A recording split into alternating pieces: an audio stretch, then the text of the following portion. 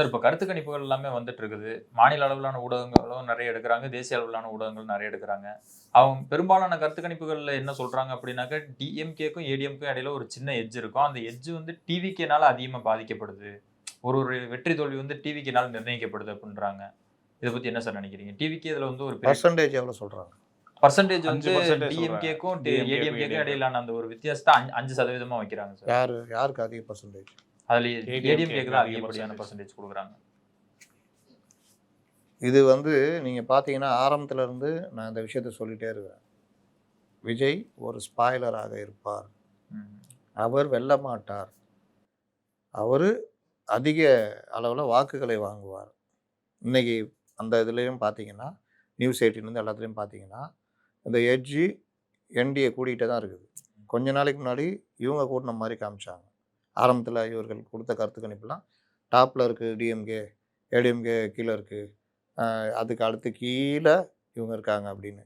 இப்போ எல்லாத்துலயுமே வர்றது பார்த்தா, என்டிஏ 3%லேருந்து 5% வரைக்கும் பல இடங்கள்ல வித்தியாசத்த காமிக்கிறாங்க. 127 சீட்டு. அன்னைக்கு பிரதமர் வந்ததும் 130 சீட்டு. ஓகே. மீதி எப்படி ஜெயிக்க போறீங்க? என்ன ஸ்ட்ராட்டஜி வச்சிருக்கீங்க? இப்படி தான் கேட்டிருக்காரு. வெற்றி ஓகே. பெரு வெற்றி எங்க? என்ன ஸ்ட்ராட்டஜி வச்சிருக்கீங்கன்னு கேட்டிருக்காரு. அப்போ டிஎம்கே நெருங்கி நெருங்கி தன்னுடைய இதுக்கு போராடிட்டு இருக்குது. ஆட்சியை பிடிக்கணும், இல்லாட்டி ஏதாவது பண்ணி ஆகணும்னு. ஆனால் ஆன்டி இன்கம்பன்சி மற்ற விஷயங்கள் டிஎம்கேக்கு எதிராக இருக்குன்றது தான் இன்றைய நிலவரம். அதுக்கு இன்னொரு காரணம், டிஎம்கே காலி ஆகிறதுக்கு இன்னொரு காரணம் விஜய். விஜய் பிரிக்கிற கோர் ஓட்டுகள் டிஎம்கேது. அது டிஎம்கே வீழ்த்தும். இந்த கேப்பை பயன்படுத்த போகிறது என்டிஏ. இது நான் ஆரம்பத்துலேருந்து சொல்கிறது. இந்த மாதிரி விஷயங்களும் அதுதான் வருது. விஜய் ஒரு ஸ்பாய்லர். விஜய் திமுகவை காலி செய்வார். விஜய் ஜெயிக்க மாட்டார். ஆனா விஜய் அவர்கள் பேசுற அரசியல் என்பது திமுக எதிர்ப்பு அரசியலா இருக்கும்போது அவர் எப்படி சார் திமுகவுடைய வாக்குகளை உடைப்பாரு? திமுக எதிர்ப்பு அரசியல் பேசினா திமுகவோட வாக்கு தான் அவர் கிடைக்கும். திமுக எதிர்ப்பு வாக்குகள் தானே சார் உடைஞ்சு வரும். அது அண்ணா திமுகவுடைய வாக்கு இல்லையா? திமுக எதிர்ப்பு வாக்குகள்னா என்னது? திமுக கட்சி விரும்பாமல் மாற்றுக் கட்சிகளுக்கு வாக்களிப்பவர்களுடைய வாக்கு. அது மட்டுமா? திமுகவுக்கு வாக்களிச்சவங்க ம். இந்த தடவை திமுகவுக்கு வாக்களிக்க வேணாம்னு முடிவு பண்ணுவாங்கல்ல, ம். அவங்களும் இங்கே போடுவாங்க. அது ஆன்டி இன்கம்பன்சி வாக்குன்னு சொல்றீங்க. ஆன்டி இன்கம்பன்சி வாக்கு நீங்கள் சொல்கிறது ம். எதிர்ப்பு வாக்குகள். திமுகவுக்கு ஆதரவுனே இருக்கிற வாக்குகள். இஸ்லாமிய சிறுபான்மை மக்கள்.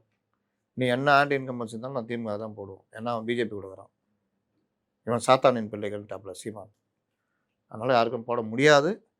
இன்னொன்று இவங்க தான் காப்பாற்றுவாங்க பிஜேபி உள்ள வராங்க அப்படின்னு இருக்கிறது. விஜய் ரசிகர்கள் போன தடவை போட்டாங்கன்னு சொன்னேன். அவங்க ஏடிஎம்கே போடுவாங்க. விஜய் தானே போடுவாங்க. ம். போன தடவை விஜய் ரசிகர்கள் திமுகவுக்கு போட்டவர்கள் இந்த தடவை யாருக்கு ஓட்டு போடுவார்கள்? அது பெரிய ஒரு கான்ட்ரிபியூஷன் இருக்கும்னு நினைக்கிறீங்களா விஜய் ரசிகர்களுடைய வாக்கு? போன தடவை விஜய் அவர்கள் தான் இல்ல விஜய் அவர்களுக்கு தான் போடுவாங்க விஜய் ரசிகர்கள். ஆனா அது பெரிய கான்ட்ரிபியூஷன், அது ஒரு பெரிய ஃபிராக்ஷன் உடைக்கும்னு சொல்றீங்களா திமுக? எவ்வளோ இருக்கும் நீங்கள் சொல்லுங்கள். ஏன்னா விஜய் அவர்கள் கட்சி ஆரம்பிச்சதுக்கு பின்னாடி நடந்த எந்த ஒரு இடைத்தேர்தலையுமே வந்து விஜய் ரசிகர்கள் வாக்குங்கிறது பெருசா ஒன்றும் போடாம இருந்ததா இல்ல? விஜய் ரசிகர் சொன்னாரா? விஜய் ரசிகர்கள் போடக்கூடாதுன்னு சொன்னாரா? ஏதாவது இல்ல சொல்லல. எத்தனை இடைத்தேர்தல் நடந்தது? 2 இடைத்தேர்தல் கிட்ட நடந்துச்சு. ஒரு தொகுதி தானே இடைத்தேர்தல். ம். அது என்னத்தை வச்சுட்டு நீங்கள் தமிழ்நாடு முடிவு இல்ல பண்ணல? அதுக்கு பின்னாடி இந்த தேர்தல் நடந்துச்சு சார், பாராளுமன்ற. பார்லிமெண்ட் தேர்தல். ம். அதில் வந்து 2% வரைக்கும் திருமாவுக்கு போச்சுன்னு அவங்களே சொல்கிறாங்க. அதில் விஜய் போட்டிட்டாரா? இல்ல கட்சி போட்டிட்டுச்சா? இல்ல. அப்போ போட்டியிடாத பொழுது 2 ஃபேக்டர் தான் நிற்கும். மோடியா ராகுலான்னு. அப்போ அந்த ஒரு ஃபேக்டர் என்ன பண்ணும்? விஜய் ரசி என்ன பண்ணுவாங்க? ராகுலுக்கு போடலான்னு நினச்சி போடுவாங்க. காங்கிரஸுக்கு போடலான்னு நினைப்பாங்க. சீமானுக்கு போடலான்னு நினச்சி போடுவாங்க. இல்லாட்டி அந்தந்த ஏரியாவில் என்ன முடிவு பண்ணலாம் பண்ணுவாங்க. பெரும்பாலும் BJP anti BJP mind settle தான் அந்த ஓட்டெல்லாம் விழுந்திருக்கும். 2021 விஜய் கட்சி ஆரம்பித்தாலும் அவரே திமுக போட்டன்ற மாதிரி தான் ஒரு சிம்பாலிக்கான மெசேஜ் கொடுத்தாரு. நேரடியாகவே ஆதவ அர்ஜுன் அவர்கள் சொன்னாரு. அதெல்லாம் அப்போ அந்த மெசேஜ் கொடுக்கும் பொழுது ரசிகர்கள் யாருக்கு போடுவாங்க? விஜய் ரசிகர்கள் 2024 விஜய் கட்சி ஆரம்பித்த பிறகு தான் வாக்காளர்களாக மாறினாங்களா, இல்லை அதுக்கு முன்னாடியிலேருந்து வாக்காளர்களாக இருக்காங்களா? முன்னாடியிலே தான் இருக்காங்க. அப்போ அவங்க ஏதோ ஒரு கட்சிக்கு போட்டு தானே இருப்பாங்க. ஆன்டி இன்கம்பன்சின்னு வரும்பொழுது ஆளுங்கட்சிக்கு எதிராக தானே போடுவாங்க. எவ்வளோ விளக்கமான தருணம். சிம்பிளாக புரிஞ்சுக்கிங்க. விஜய் ரசிகர்கள் பெரும்பாலும் 21 அதிமுக வெறுத்து மக்களே வெறுத்து போய் போடுற அளவு தான் அன்றைக்கி சூழ்நிலையை உருவாக்கி வச்சுருந்தாங்க. விஜய் ரசிகர்கள் மட்டும் என்ன தனியாக அதிமுக தான் போடுவோம்பா என்ன ஆனாலும் போட்டிருப்பாங்களா?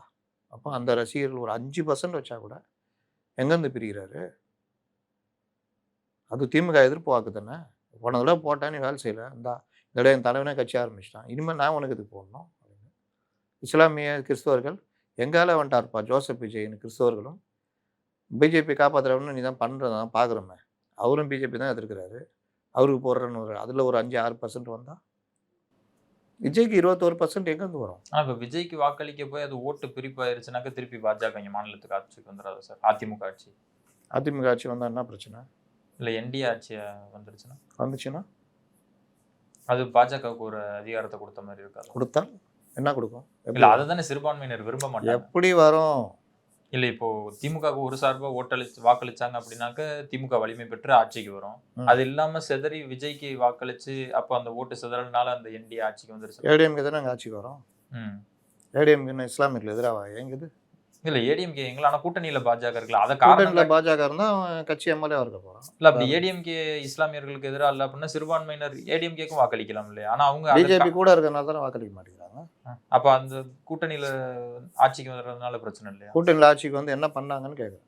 போன தடவை 2017 21 வரைக்கும் இருந்தாங்க. இஸ்லாமியர்களுக்கு எதிராக ஏடிஎம்கே என்ன பண்ணுச்சு? சிறுபான்மையினருக்கு எதிராக நேரடியாக எதுவும் செய்யல, மறைமுகமா என்ன செஞ்சு? மறைமுகமாவும் எதுவும் செய்யல. நேரடியாகவும் ஒன்றும் செய்யல, மறைமுகமாக ஒன்றும் செய்யல. அப்புறம் என்னதான் உங்களுக்கு பிரச்சனை? இல்ல அதை விரும்ப மாட்டாங்க இல்லையா? விரும்ப மாட்டாங்க தான், அதனால தான் விஜய்க்கு போடுவாங்கன்றேன். வேற சரி சார், இப்போ விஜய் அவர்கள் வந்து எங்கேயுமே சீட்டு வெல்ல மாட்டாரு, ஆனா பெரிய அளவுல வாக்குகளை உடைப்பாரு பிரிப்பாருன்னு சொல்றீங்க. ஆனா கருத்து கணிப்புகள்லாம் 6 முதல் 18 வரை அவர் சீட்டுகளை நான் மாத்தியா சொல்றேன். 20,000 30,000 50,000 வாக்குகள் வாங்குவாரு. அது சீட்டா கன்வெர்ட் ஆகாது. இல்ல சீட்டு கன்வெர்ட் ஆகும்னு போட்டிருக்கிறாங்க. ஆமா, எவ்வளோ? 6 முதல் 10 வச்சுட்டு என்ன பண்றது? என்ன பண்றது? அவங்க முதலமைச்சர் ஆகும்னு சொல்லுங்கிறாங்க. 2034 தொகுதியிலும் ஜெயிப்பான்னு ஒருத்தர் சொல்லுங்கிறாரு. ஆனா முதல் எலெக்ஷன்லயே ஒரு 6 to 10 வர்றது ஒரு நல்ல மாற்றம் தான். மார்ஜின் தானே. ஆனா அவங்க அப்படி சொல்லியே, நாங்க தான் முதலமைச்சர், நாங்க தான் ஆட்சியை பிடிப்போம், அதனால யாரும் தேவையில்லைன்னு நிற்கிறாங்க. அப்ப அந்த இடத்துல நம்ம சொல்றது அதுதானே, உங்க பவர் இவ்வளவுதான், ஓட்டு வாங்குவீங்க, ஆனா இவ்வளவுதான். அது எல்லாரும் சொல்றது தானே சார். யார் இப்போ புதுசா வரவங்க சொல்றது தானே அதெல்லாம். எல்லாரும் சொல்றது வேற, வாய்ப்பை கெடுத்துக்கிட்டு தேவையில்லாம போய் அழியிறது வேற. அதான் வைக்க பண்ணாரு, இப்போ இவர் பண்றாரு. இவ்வளோ பூஸ் பம்ப் ஏற்றிட்டு நீங்கள் சொல்கிறீங்க, அவன் ரசிகன் நினச்சிக்கிட்டு இருக்கான். அன்றைக்கி ஒருத்தரோட பைக்கில் போடுறான், ரேப்பிடோ போட்டு, அந்த பையன் அவனை உணர்ந்துலாம் டிபேட்டில் உட்கார வச்சா ஒன்றுமே பண்ண முடியாது போல். அப்படி பேசினுக்கிறான், டேப் ஆன் பண்ண மாதிரி பேசினுக்கிறான். என்ன பண்ணீங்க? அந்த நம்புறவன் இல்லைன்னு என்ன ஆகும்? 106 108 பேரை வெளியாட்களை கொண்டு வந்து எம்எல்ஏ போட்டிருக்கீங்க வேட்பாளராக. அவன்லாம் தோற்று போயிட்டா ஓடி போயிடுவான். முதல்ல என்ன ஆகும்? இவர் நடிக்க போயிடுவார். அடுத்த 5 வருஷம் தள்ளணும். எப்போவுமே வெற்றியை கொஞ்சமாவது காமிக்கணும், நம்பிக்கை வரணும். 1,00,000 ரூபா சம்பளம் வாங்கிடுவேன், அதுக்கான அந்த இதுக்கு போகிறேன்னு போகிறது. டேய் வேணாடா, இங்கே சேர்ந்தனா ஒரு 30,000 சம்பளம்டா, இது பண்ணலாம், இப்போதைக்கு காலம் தள்ளலாம், நல்லா தான் ஆகும். 1,00,000 ரூபா நம்பிலாம் போவாதடான்னா கேட்காம போனால் 5,000 ரூபா தான் வந்துச்சுன்னா இது ஒழுங்காக இங்கேருந்து ஒரு 30,000 ரூபா சம்பளம் இருக்கலாம். அதனால் விஜய் இப்போ நான் ஏதாவது மாற்றி சொல்கிறேன்னா, சீட்டு வாங்க மாட்டார், அவர் அதிக ஓட்டு வாங்குவார், 20% வருவார், அது சீட்டாக கன்வெர்ட் ஆகாது. இவர் பிரிக்கிற திமுகவுடைய கோர் ஓட்டுகள் என்டிஏக்கு சாதகமாக அமையும். என்டிஏட்டு தான் பிரிப்பார், அதை அவங்கள பாதிக்கிற அளவுக்கு பிரிப்பாக இருக்காது. ஏன்னா அவர்கள் எதிர்கட்சியிலேருந்து எப்போவுமே விஜய்க்கு ஆதரவுன்றது ஒரு ஓரளவுக்கு தான் வரும். திமுகவை பிடிக்காத வாக்குகள், திமுகவுக்காகவே போடப்பட்ட வாக்குகள் கன்வெர்ட் ஆகும்போது திமுகவை பெரிய பலகீனமாகும். இதை தான் இவர்களும் சொல்லுகிறார்கள். இந்த 3% 5%லாம் என்டிஏக்கு பத்தாது. இன்னும் 20 நாள் இருக்குது. என்ன வேணால் நடக்கும். திமுக என்ன வேணாலும் பண்ணுவாங்க. அவங்க அதில் கரை தேர்ந்தவர்கள். இப்போ எஃப்சிஆர் கிறிஸ்தவர்களுக்கு எதிரானதுன்னு பேசிகிட்டு இருக்காரு. என்ன ஆனாலும் சிபிஎஸ்சிலேயே ஹிந்தி கொண்டு வர மாட்டேன் மும்மொழிட்டாப்பில். இவரெல்லாம் கொண்டு போய் என்ன பண்ணுறது? சாதாரண ஜனம் நம்புவான்ல, வர தலைவன் அவங்க சிபிஎஸ்சி வீட்டில் படிக்கிறவனா, என் பிள்ளைலாம் மின்னல் 2 மொழி தான் சிபிஎஸ்சிலாம் அப்படின்னு நினச்சிக்குவாங்க. அப்படி பண்ண முடியுமா? அது மத்திய அரசுக்கு உட்பட்ட ஒரு இது.